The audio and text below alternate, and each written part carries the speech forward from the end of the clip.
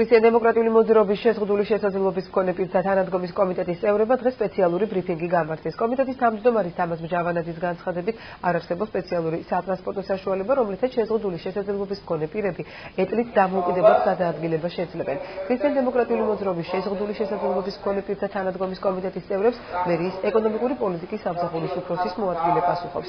დიდი არუშიძე აცხადებს, რომ აღნიშნულ საკითხზე მოლაპარაკებები სხვადასხვა კომპანიებთან მიმდინარეობს და 2012 წლის განმავლობაში ბაქოში რამდენიმე ათეულ სპეციალურ მუნიციპალურ ავტობუსზე სამარშრუტო ტაქსს შემოიყვანენ. მერიის ეკონომიკური პოლიტიკის სამსახურის უფროსის მოადგილე აცხადებს, რომ ბათუმის მერია მზად არის პრობლემის შესახებ სპეციალური საჭიროების მქონე პირებთან ერთად იმუშაოს.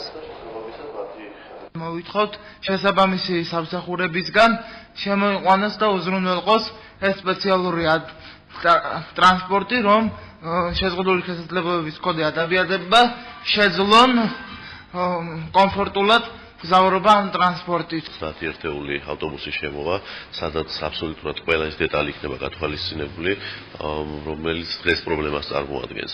შესაბამისად, ჩვენ დაგეგმილი გვაქვს მუნიციპალური ტაქსების ჩამოყვანა, სადაც დაახლოებით 100 ერთეულის, სადაც ალბათ მიახლოებით 10-11%-ში იქნება გათვალისწინებული ასევე ინვალიდის ეტლისათვის გადასაადგილებელი საშუალებები.